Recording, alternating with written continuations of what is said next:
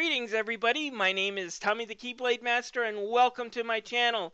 Now it's time for another one of those, is it worth getting the latest Virtual Console or PlayStation Network Classics time again. I'm also going to discuss a PlayStation flash sale that has several interesting games that I think you should look at, like Okami HD. If you haven't gotten Okami yet and you haven't played it and you own a PlayStation 3, Okami HD is now on sale for $5. I'll talk about that and a few other games that might be worth checking out at that price. Anyways, let's get started. Now, Nintendo added two new Virtual Console games this week. One of them is New Super Mario Bros. For the Nintendo DS.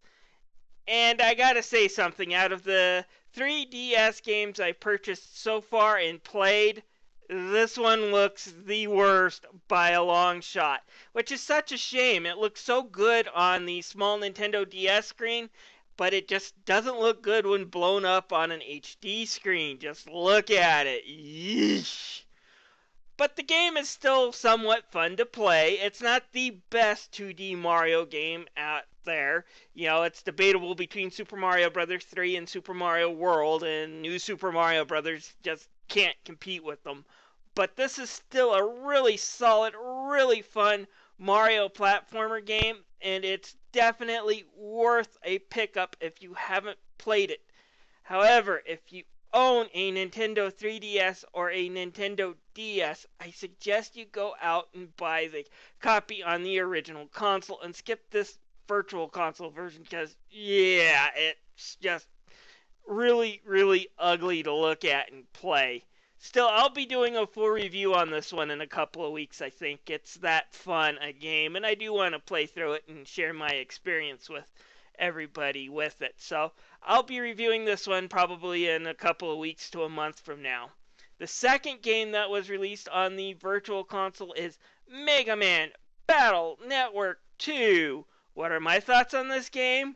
Well, it's, if you played one Mega Man Battle Network, you basically played them all. You could definitely make that argument. So if you enjoy one, you'll enjoy them all. If you played one and you thought it sucked, then I hate to tell you, you're going to think the whole series sucks. It's just that type of game.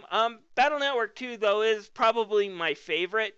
Basically, you takes place in two worlds, and I have to commend Kenji Inafune and whoever helped write the story, because they really nailed what the future would be like in 10 years in some ways. There's, of course, a little bit more sci-fi and video game twists to it, but the idea that people would be carrying their own personal assistants and cell phones and computers and be interacting through the internet in this way that's described in the game has kind of happened. But anyways, basically the game takes place in two worlds where in the real world, you're Lan Hikari, a middle school student who's basically gets swept up in all these misadventures, or you get to play as his net navi, which is basically Siri on steroids would be how you describe these net navis. Lan's net navi is, of course, megaman.exe, and you go through adventures in the cyber world with him, battling viruses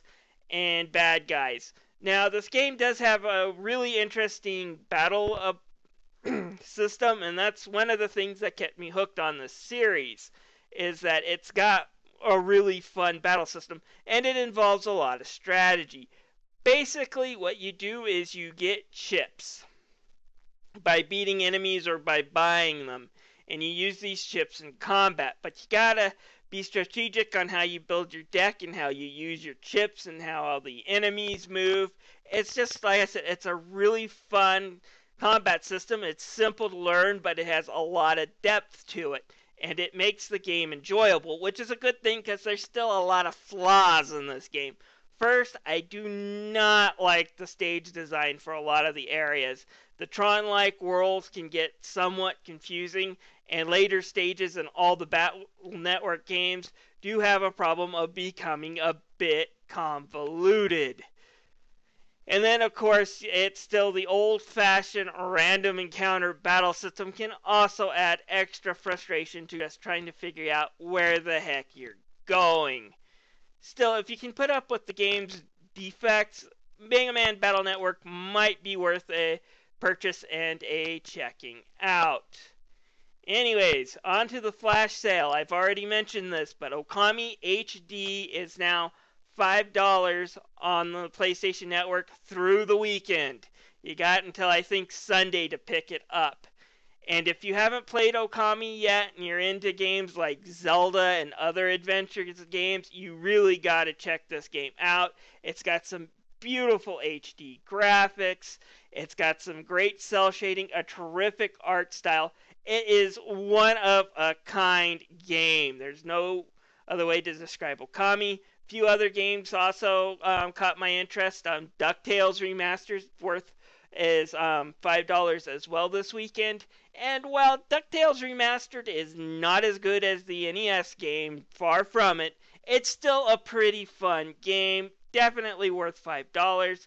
I also saw Bioshock available for $5 as well. Definitely worth a pickup if you're looking for a good first-person shooter. Anyways, I'm done yammering. This is Tommy the Keyblade Master signing off.